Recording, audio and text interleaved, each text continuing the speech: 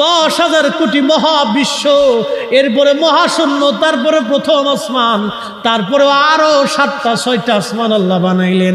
এর ভিতরে আর কি কি আছে আমাদের জানা নাই, জানা নাই, জানা নাই।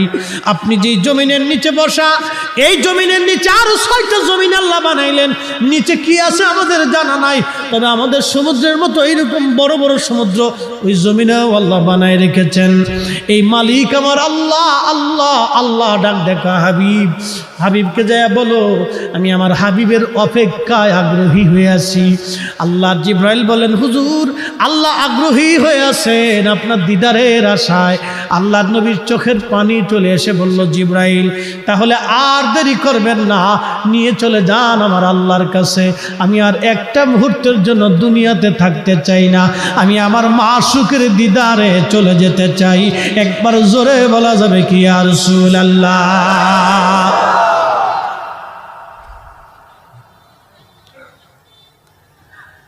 আজরাইল আলাইহিস সালাম আল্লাহর হাবিবের বক্ষ বরাবর হাত রাখলেন। কষ্ট হচ্ছিল নবীজির, ডেকে বলেন আজরাইল একটু আসানে কি হয় না? বলে ইয়া রাসূলুল্লাহ আপনার চাইতে এরকম আসানে আগে কারো জান কবজ করি নাই, আপনার পরে আর